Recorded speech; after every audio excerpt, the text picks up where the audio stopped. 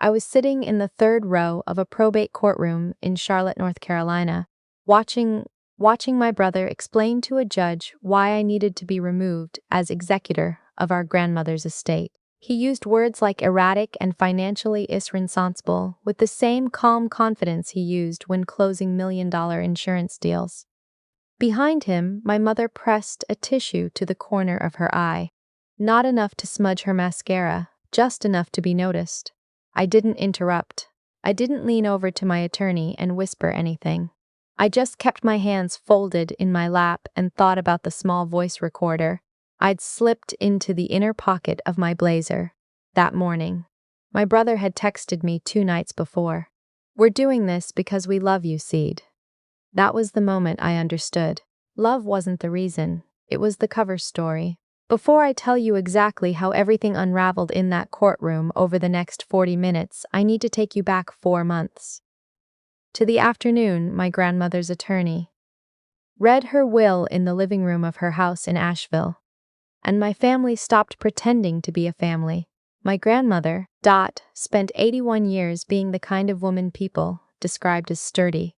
She grew up in western North Carolina, married young, buried her husband at 53, and then proceeded to spend the next 3 decades building a real estate portfolio that nobody in our family knew the full extent of until she was gone. She collected small rental properties the way other women collect ceramic figurines. Quietly, consistently, without making a fuss about it. By the time she died, she owned 11 properties across Buncombe County, plus a commercial building in downtown Asheville she'd purchased in 2003 for a price that, by current market standards, had become something close to legendary. The total estate was valued at just over $2 million. She left all of it to me, not to my brother, not to my mother, not split 3 ways with a note about fairness. To me, Sydney, the one who'd moved back to Asheville after my divorce, the one who'd spent the last 2 years driving to her cardiologist appointments and sitting with her through the slow evenings when she didn't want to watch television and didn't want to be alone. The attorney read the document carefully, his voice neutral, and I watched my brother's face go through about 7 different expressions before it settled on something that looked, from the outside, like composure. It wasn't composure. I know that now. It was calculation. My mother started in before the attorney had even finished packing up his briefcase. She pulled me aside in the kitchen, speaking in the low, measured tone she used when she wanted something but didn't want to appear to want it. She told me Graham had clearly been confused at the end. She told me the family needed to discuss what to do together, as a unit. She used that word, unit, 3 times in 4 minutes, which is how I knew she'd rehearsed the conversation.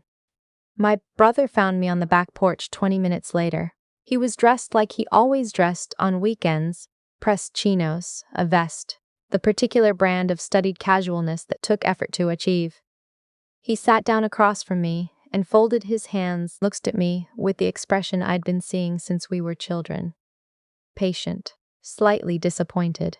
Like I was a math problem he'd already solved, but was generously allowing me to figure out on my own. He told me that the properties needed professional management. He told me that his firm had real estate contacts in Asheville, that he could help liquidate the portfolio efficiently, that there were tax implications I probably wasn't aware of. He talked for 6 minutes about what should happen, and not once did he ask me what I wanted or what Graham had wanted or why. Of all the people in this family, she had made the choice she made. I told him I wasn't selling. He went very still. I told him I intended to honor the estate the way Graham had structured it. Maintain the rental properties, keep the commercial building, and eventually use a portion of the income to set up a small foundation in her name, supporting first-generation college students from Western NC, because that was something she'd mentioned to me more than once in those long evenings. Something she'd wished existed when she was young. The silence on that porch lasted long enough that I could hear traffic from the street out front. Then my brother smiled. It was the smile he used when he'd decided something, not a happy smile, an administrative one. He told me I was being sentimental. He told me I didn't understand what I was sitting on.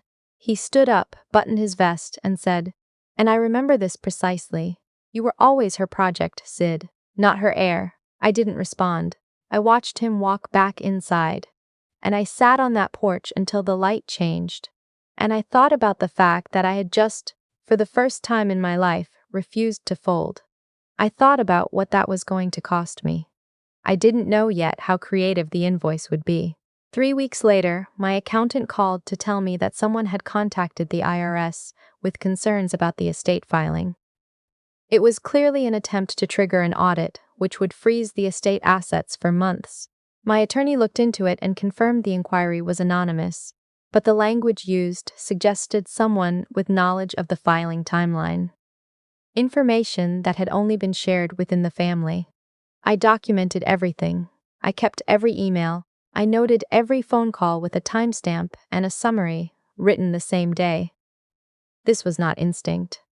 I want to be clear about that, because I've seen versions of stories like mine, where the person says they had some gut feeling that saved them. I didn't have a gut feeling.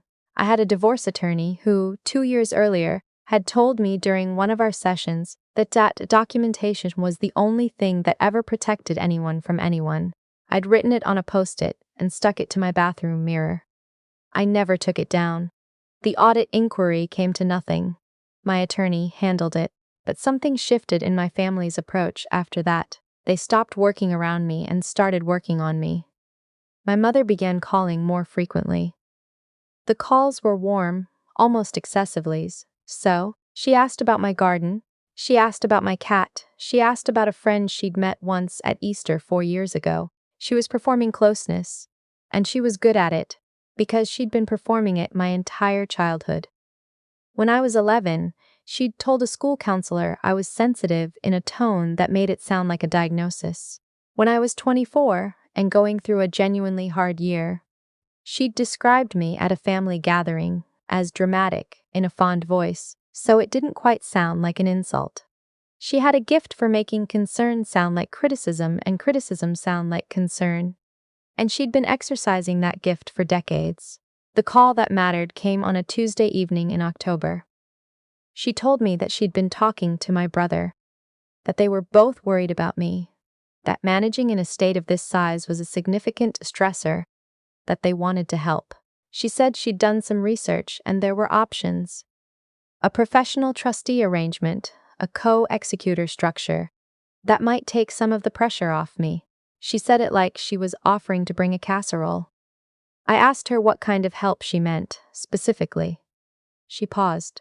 Then she said my brother had some contacts in estate law who could review the structure of the will and make sure everything was in order. I thanked her. I told her I'd think about it.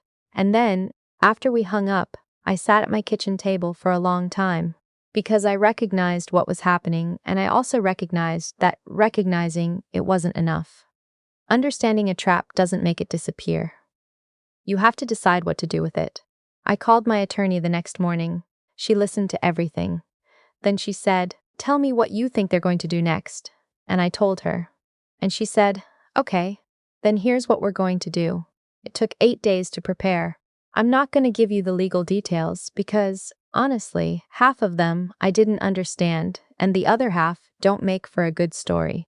What I will tell you is that by the time my family made their next move, I had stopped being someone they were playing against and started being someone they didn't know they were playing into. Their next move came on a Saturday morning in November. I was at the commercial building on the main street. My building, Dot's building, a 3-story brick structure built in 1948 that currently housed a small bookshop and a photography studio on the first 2 floors, and had a vacant 3rd floor I'd been planning to renovate. I was up there with a contractor, walking through the space, talking about load-bearing walls and natural light, and what the ventilation situation was going to take. My phone rang. It was my brother. He told me he was outside. He was not alone. He had brought a woman I didn't recognize. Sharp, professional, with a tablet and a leather portfolio. And when I came downstairs and opened the building's side entrance, he introduced her as a colleague from his firm who had some concerns she wanted to discuss. Before I could respond, the woman handed me a document. She told me calmly that they had reason to believe that my grandmother's signature on the final version of her will had been obtained under conditions that raised questions about her cognitive capacity, and that they had a neurologist prepared to provide a declaration to that effect. I looked at the document. Then I looked at my brother. He met my eyes and said, "We're just trying to do right by Graham, Sid." Something moved through me in that moment.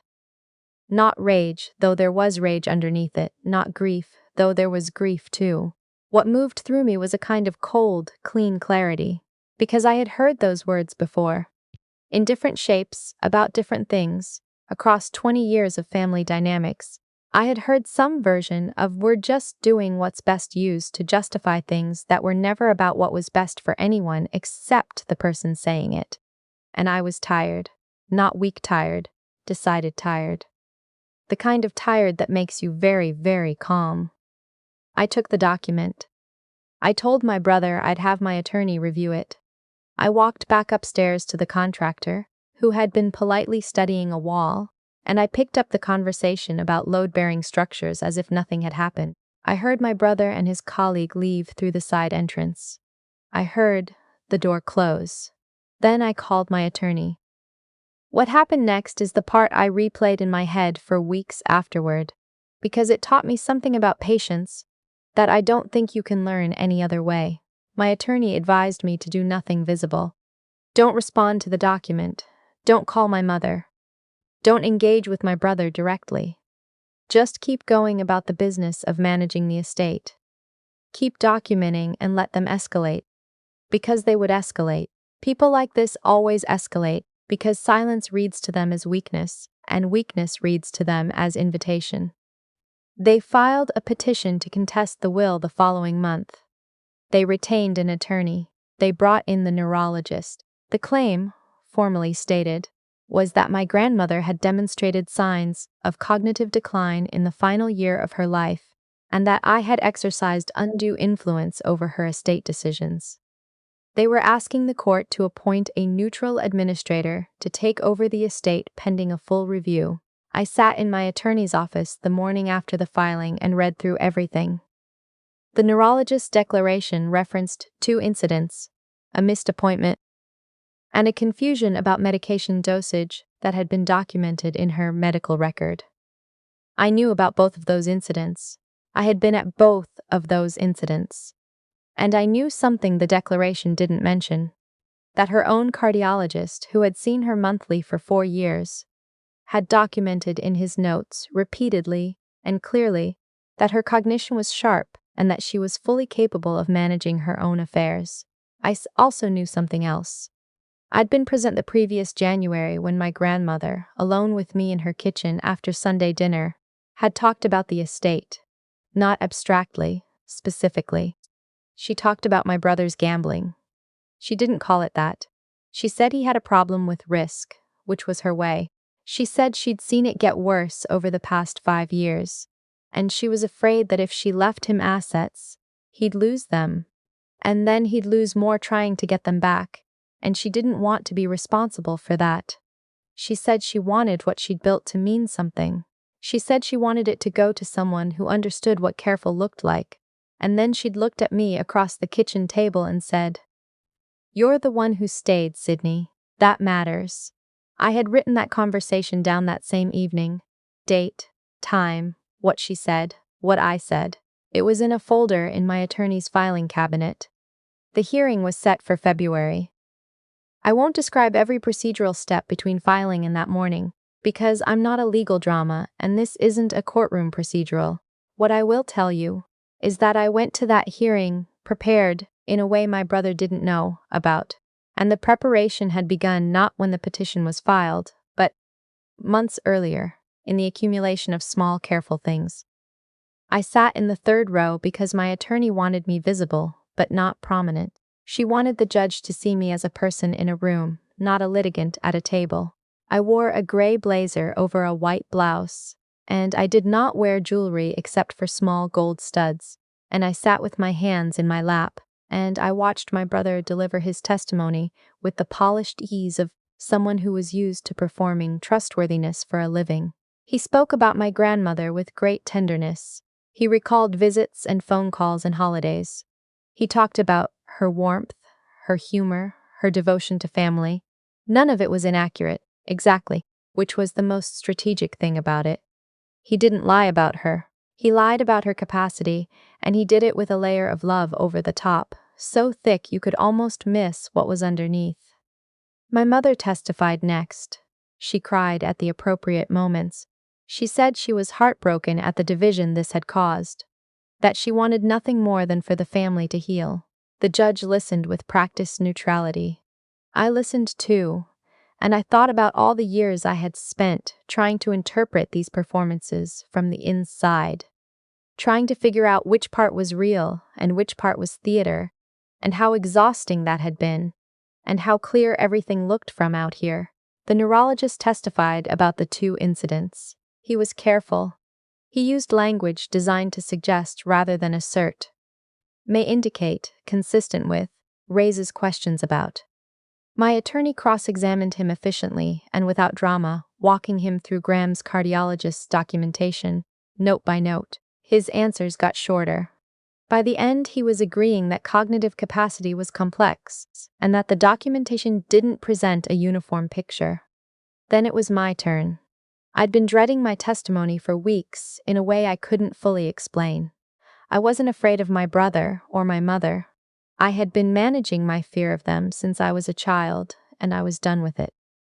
What I was afraid of was the feeling of being inside that room and having to speak about my grandmother in front of people who were using her memory as a legal instrument. But I sat down in that chair, and I looked at the judge, and I said what was true. I told him about the January conversation. I told him what she'd said about my brother, about risk, about wanting things to mean something. I told him about the Sunday dinners and the drives to the cardiologist, and the evenings sitting in her living room when she'd tell me about the properties she'd bought, and why she'd bought them, and what she'd had to do to keep them through 3 recessions. I told him she was one of the most deliberate people I had ever known. And then my attorney stood up and said she had one additional piece of evidence to introduce. My brother's attorney objected. The judge heard the basis and overruled it. What my attorney presented were 3 voicemails. They were from my brother, left on my phone, over the course of a single evening 6 weeks before my grandmother died. I had saved them the night I received them, because they frightened me, and I had transferred them to a secure backup the following week without quite knowing why. The content, played in full in that courtroom, was my brother, increasingly agitated across the 3 messages, pressuring me to talk to Graham about the estate, telling me I owed the family this, telling me that if I didn't help him get access to the property portfolio, he would make sure everyone knew what kind of person I really was. The 3rd voicemail ended with him saying, "She's old, sighed. She won't be around to defend her decisions. You need to think about what happens after." The courtroom was quiet in a way that felt physical. The judge asked my brother's attorney if his client wished to revise any portion of his testimony. My brother fired his attorney 11 days later, which is the kind of detail that tells you something. The petition was dismissed with prejudice. The estate remained intact. There were no further challenges. My mother called me once, about 3 weeks after the ruling. She didn't apologize. She said she hoped I understood they'd been in a difficult position. She said she loved me. I told her I knew she believed that, and I meant it. And then I said I needed some time, and I ended the call. I haven't blocked her number. I haven't called it either. The commercial building's 3rd floor renovation finished in September. The bookshop on the 1st floor expanded into part of the new space, and now has a small event room where they host readings and workshops. The photography studio on the 2nd floor took on a new partner and is doing well. I'm working with an attorney and a CPA to formalize the foundation. It will be called the Dorothy Foundation, after her full name, which almost nobody used, and which she always said sounded more serious than Dot.